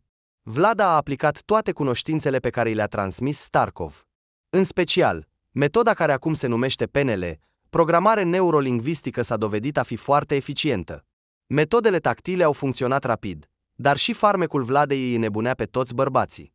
Fata poate fi numită cu toată încrederea o frumusețe fatală. De îndată ce Stepan s-a îndrăgostit de Vlada, Valeriu a venit cu ideea contractului de căsătorie. I-a fost ușor să-i convingă pe Vișniacov că ar trebui să-i transfere fiului tot patrimoniul său. Desigur, când tinerii, după înregistrare, au ajuns la notar, Starkov a înlocuit contractul de căsătorie. Așadar, ce obțineți? După semnarea contractului de căsătorie, jumătate din toată averea soțului trece la dumneavoastră? S-a uitat notarul la mireasă și mire. Stepan a luat-o cu bâlândețe de mână pe Vlada. Ești de acord? Totul va fi corect. Băiatul a simțit că parcă a căzut undeva. S-a uitat la soția sa. Da, a răspuns Stepan. Totul este corect. Băiatului i s-a părut că îi se învârte capul. Totul s-a desfășurat, iar ei au plecat acasă.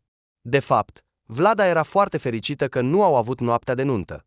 În ciuda tuturor metodelor aplicate de PNL, apropierea cu soția provoca o puternică rezistență interioară. A doua zi, fata s-a dus la unchiul ei. Acum, când au reușit să obțină jumătate din averea Vișniacov, trebuia să rezolve urgent această problemă.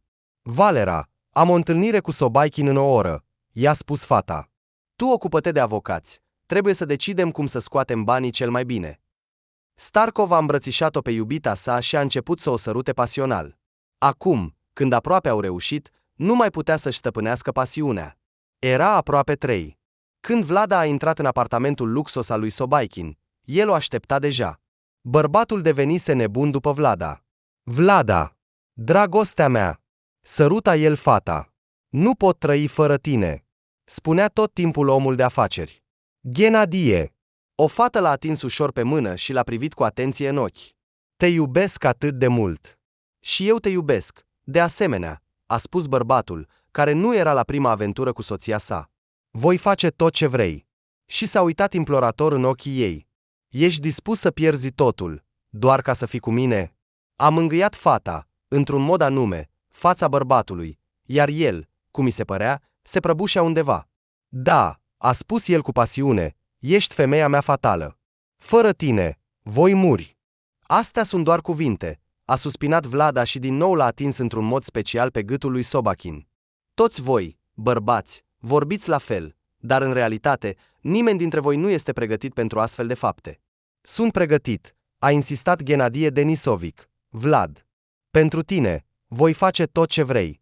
Îți voi da 1.000.000. Nu trebuie. A mângâiat ușor mâinile lui Sobachin. Tu ai spus că sunt neprețuită. Nu, îți voi da 5, 10. Ochii lui ardeau de nebunie. 50. A spus el, forțat de o putere interioară.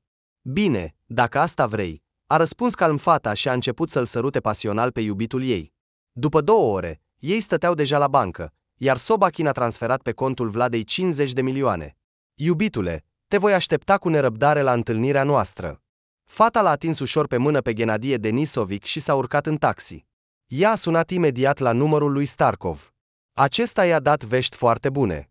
Așa, Vlada, dacă astăzi semnezi la Vișniacov permisiunea de vânzare a unui salon auto care îi aparține, atunci în noaptea asta va trebui să ne întoarcem în Italia, a spus Valeriu. Te rog, hai să terminăm astăzi această afacere. Atunci ne vor mai trebui câteva zile pentru a semna contractul cu cumpărătorul. Fata, cu ochii umflati, a ajuns acasă. Elena Sergivna s-a uitat la ea cu nedumerire. Vlad, ce s-a întâmplat? A spus ea cu îngrijorare. Am plâns? Da, a izbucnit fata în lacrimi. Trebuie să plecăm urgent în Italia. La fabrica mea de lapte s-a întâmplat ceva și probabil că nu vom fi în Moscova timp de 2 săptămâni. Nu vreau să plec de la Stepan, îl iubesc atât de mult. A spus Vlada, bâlbâindu-se. O, Doamne! A îmbrățișat-o soacra. Nu e nimic înfricoșător, Vlada. El va aștepta. Ai vorbit deja cu el? Fata a dat din cap, negând. A mai stat puțin cu Elena Sergivna și s-a dus în camera ei. Stepan, iubitul meu, s-a apropiat de soțul ei. Iartă-mă, dar trebuie să plec astăzi. La fabrica noastră au apărut probleme și, fiindcă eu sunt proprietara, trebuie să fiu acolo. Și Vlada a izbucnit din nou în lacrimi. Cum pleci? A întrebat Stepan, îngrozit. Când te întorci? S-a agitat el. După 2 săptămâni, a îmbrățișat fata băiatul. Te iubesc atât de mult. Nu știu cum voi putea supraviețui acestui timp. Mâinile ei l-au atins ușor pe capul lui Stepan. Fata s-a uitat cu atenție în ochii băiatului și a simțit că el s-a liniștit puțin. Step, acum că suntem oficial căsătoriți, nu ai putea semna câteva documente? A mângâiat ea părul soțului. Asta ca să nu am probleme în Italia. Bine, a răspuns soțul ascultător și a scris repede pe câteva foi. Vlad, și eu voi simți foarte mult lipsa ta.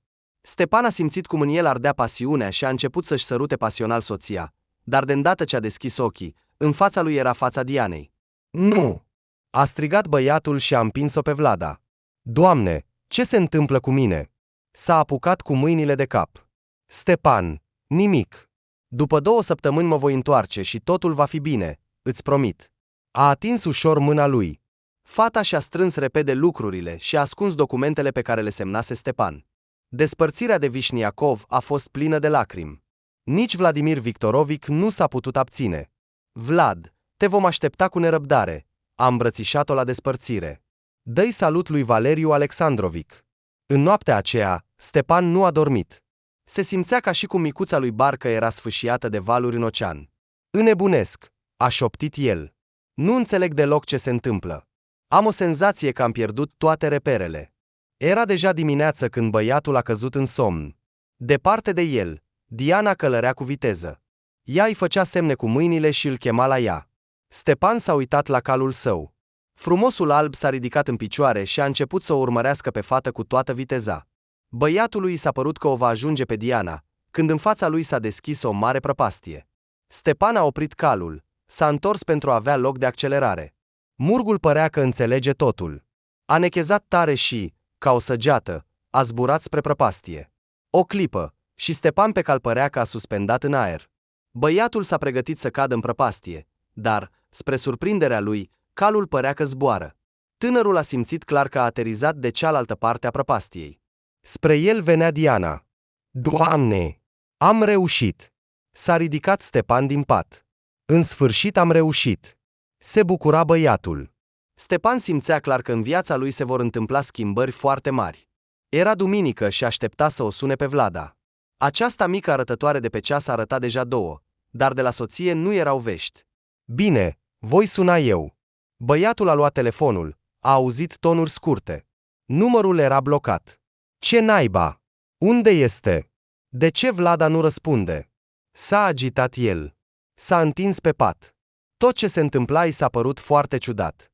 Stepan părea că începe să-și revină. Lumina care ieșea din inima lui după trezire a luminat întunericul în care se afla în ultima vreme. Ce s-a întâmplat cu mine? A început să-și pună întrebări raționale. De ce m-am căsătorit cu Vlada? Căci nu o iubesc. Dumnezeule! Ce prostie! Ce a fost asta? O obsesie. Soția nu a sunat nici astăzi, nici în ziua următoare. Stepan a început să suspecteze ceva. Până la deznodământ mai era foarte puțin. Vladimir Victorovic. A tremurat vocea managerului principal al salonului auto. Aici este un om care spune că salonul auto nu vă mai aparține. El l-a cumpărat ieri. Ce prostie! Nu am înțeles, a spus Vișniacov. Voi veni imediat. A răspuns repede proprietarul și a alergat spre mașina sa. Este salonul meu, striga Vladimir Victorovic cu toată gura. Nu l-am vândut nimănui.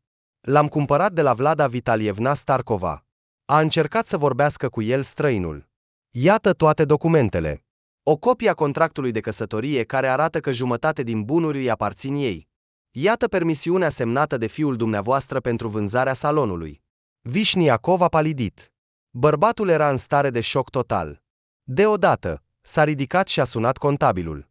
Da, Vladimir Victorovic, astăzi s-au retras o parte din bani din conturile dumneavoastră, a răspuns contabilul șef.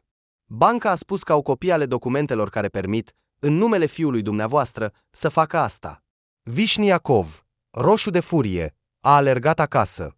A intrat în camera fiului său. Ce ai? Ai înnebunit complet. A strigat el cu toată gura. De ce i-ai dat Vladei permisiunea de vânzare a unui salon auto și de retragerea banilor din cont? Tată, ce spui? Nu putea înțelege fiul său. Nu i-am dat nimic. A încercat să-l liniștească pe Vladimir Victorovic. Așadar, mi-ai luat totul ca să mă distrugi? Nu se liniștea bărbatul. Ce?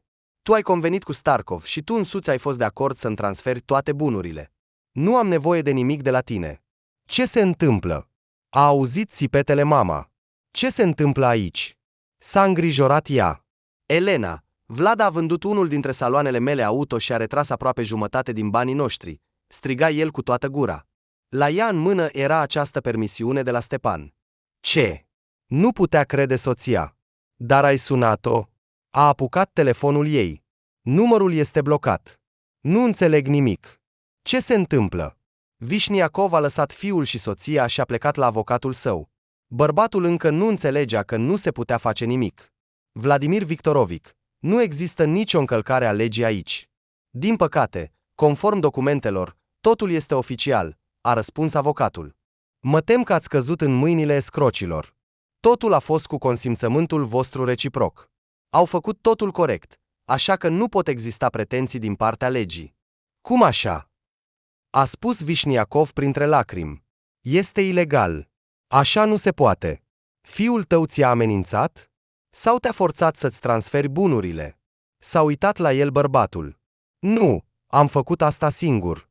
El nu m-a rugat să fac asta. Nu a vrut să mintă Vladimir Victorovic. Ei bine, se pare că și fiul tău a semnat documentele din proprie voință, a adăugat avocatul, așa că nu au nicio pretenție. Vișniacov, distrus, s-a întors acasă. În sufragerie, Elena Sergivna îl aștepta nervoasă. Tu ești de vină pentru tot, s-a năpustit bărbatul asupra soției. Mai bine ar fi fost ca Stepan să se căsătorească cu Diana. Tu ai început totul. Tu ai adus acește scroci în casa noastră. Tu m-ai forțat pe mine să-i mint pe Starodâvorov că iubita lui Stepan este însărcinată. Căci acesta a fost planul tău. Ce iubită? A rămas uimit fiul. A ieșit în sufragerie să vadă ce se întâmplă. Mama, despre ce vorbești? Nu a fost nimeni la Diana, a răspuns mama, obosită. Pur și simplu nu am vrut să te căsătorești cu ea, pentru că s-au ruinat. De aceea am inventat toată această poveste. Ai o iubită însărcinată, iar Diana este însărcinată de un oarecare mire bogat. Băiatul nu putea să creadă ce spunea Elena Sergivna. Și-a închis fața cu mâinile și a început să plângă. Stepan, am vrut special să te căsătorim cu Vlada, a continuat mama, pentru că au circulat zvonuri că sunt foarte bogate. Acum știi totul. Nu știu cum să vă numesc. A strigat Stepan printre plâns. Cât de mult vă urăsc! În aceeași zi, Stepan a părăsit casa părinților săi. A cerut tatălui să se întâlnească cu el peste câteva zile pentru a semna oficial toate documentele pentru returnarea tuturor bunurilor sale. O săptămână mai târziu, avocatul Vladei l-a găsit. Fata a depus cererea de divorț. Stepan simțea că Diana îl iubea și el o iubea pe ea, dar avea nevoie de timp pentru a-și da seama complet. Dumnezeu nu a permis să aibă o apropiere cu Vlada, dar totuși băiatul se simțea trădător. Stepan trebuia să lucreze la tatăl său, dar nu voia să comunice cu părinții, cel puțin pentru moment. Băiatul s-a angajat ca manager obișnuit într-o mică companie. Doamne, oare suntem acasă? S-a așezat obosit pe canapea Margarita Ivanovna. Iată-ne, am ajuns. Spre surprinderea părinților, Diana se simțea bine. Fata a fost foarte încântată. Ei bine, mâine începem? A dat din ochi tatăl ei. Ești pregătită? A îmbrățișat-o Iura Dmitrievici pe fiica sa.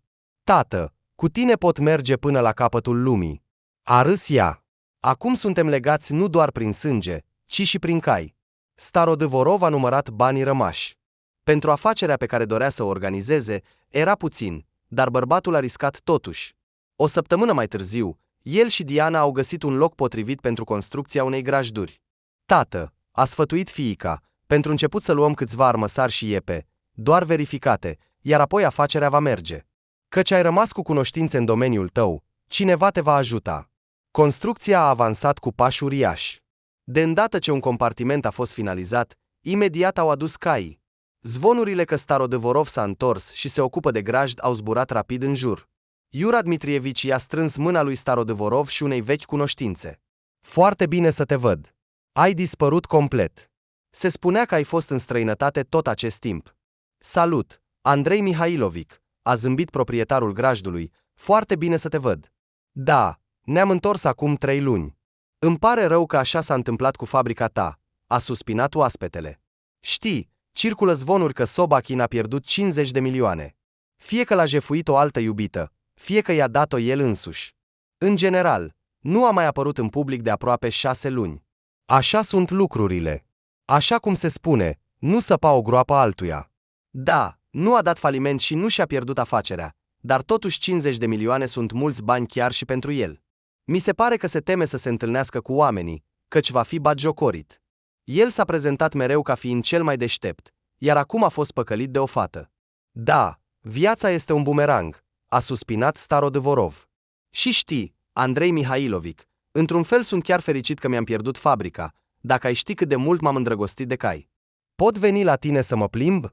A întrebat bărbatul. Căci aș veni în weekend cu nepoții. Da, am deschis deja cursuri de antrenament. Deocamdată avem doar câțiva cai, dar deja desfășurăm lecții, a răspuns Iura Dmitrievici. Am angajat niște băieți foarte buni. Instructorii și antrenorii noștri își cunosc foarte bine meseria. Profesioniști adevărați. Apropo, ai auzit ceva despre Vișniacov? Și-a amintit oaspetele. Și cu ei s-a întâmplat o tragedie. Vladimir Idiot și-a căsătorit fiul cu prima fată întâlnită, iar ea și unchiul ei s-au dovedit a fi escroci adevărați. Așa că a luat jumătate din toate bunurile sale a doua zi după nuntă, a vândut un salon auto Vișniacov și a dispărut. A râs Andrei Mihailovic. Dar ce se întâmplă cu copilul? S-a mirat Starodâvorov. Ea și-a luat copilul. Ce copil? Nu a înțeles bărbatul. Nu a avut copil și nici nu putea avea, căci ei și Stepan nici măcar nu. Dar ai înțeles. Cum este posibil așa ceva? Nu înțelegea proprietarul grajdului. Vișniacov a spus că Sofia era însărcinată. Care Sofia? S-a uitat uimit la el cunoscutul. Soția lui Stepan se numea Vlada. Ea și unchiul ei erau din Italia, deci cine știe. Acești scroci l-au jefuit pe Vișniacov și au dispărut. Dar ce se întâmplă cu Stepan? Nu putea să creadă toată această poveste Iura Dmitrievici. Ce Stepan? S-a certat cu părinții pentru că i-au impus această Vlada și a părăsit casa. Probabil că au trecut deja 6 luni. Nu l-a mai văzut pe Vișniacov în ultima vreme. Starodâvorov era atât de fericit că fiica lui nu întreba nimic despre Stepan, dar după ce tatăl a aflat totul, trebuia să ia o decizie.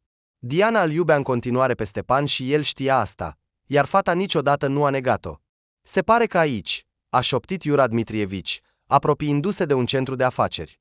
Pe stradă ninge, se apropie anul nou, bărbatul a intrat pe ușă și a întrebat la pază unde poate găsi biroul necesar. Iura Dmitrievici, a palidit Stepan. Bună ziua! Nu mă așteptam să te văd aici. Step, vin la tine, a zâmbit oaspetele. Poți ieși câteva minute? Trebuie să vorbim. Băiatului i s-a părut că inima lui va sări din piept.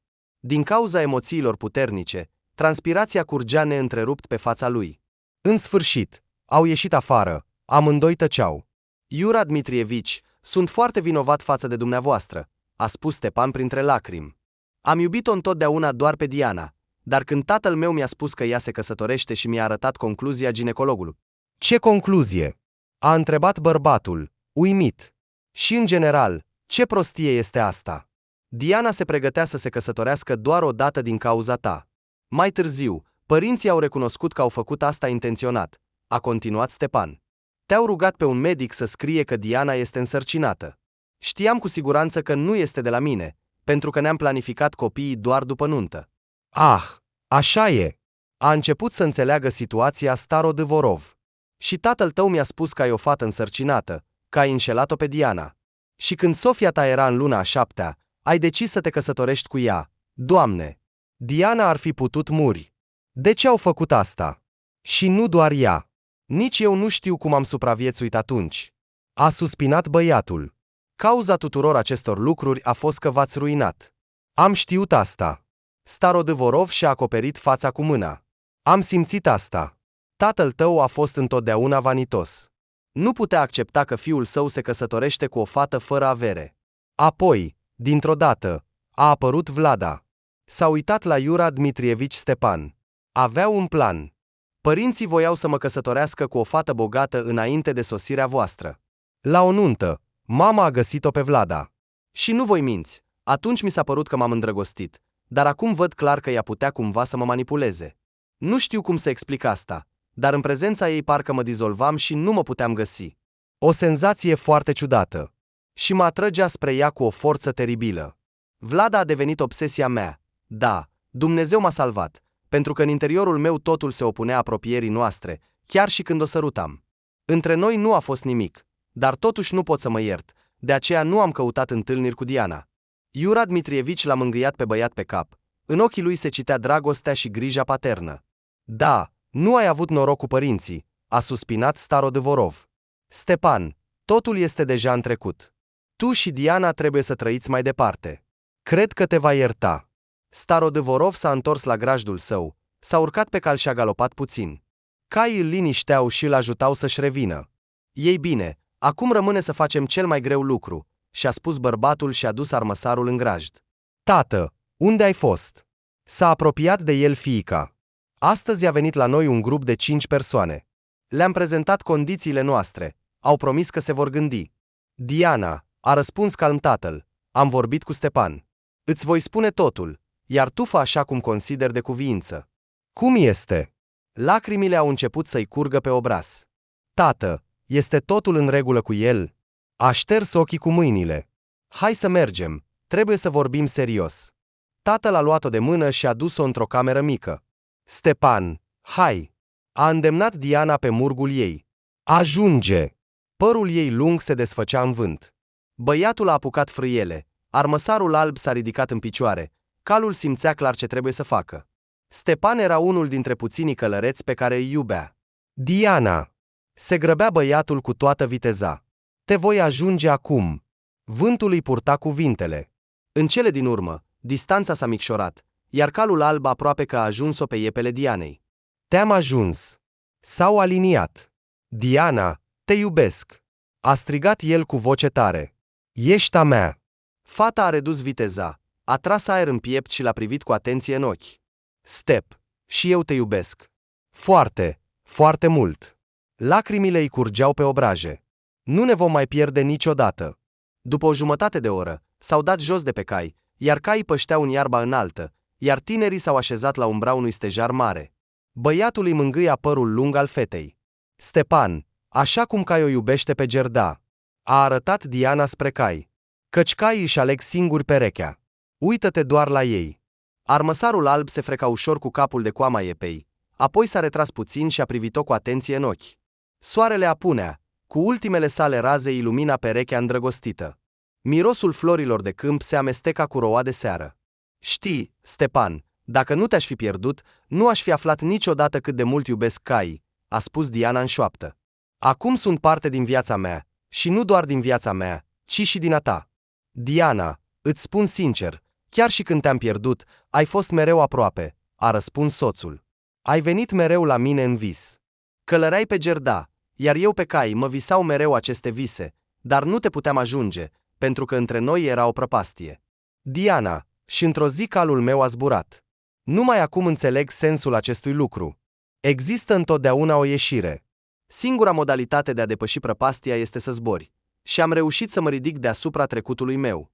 Tinerii au urmărit ultimele raze, au apucat frâiele animalelor lor și s-au îndreptat spre grajd.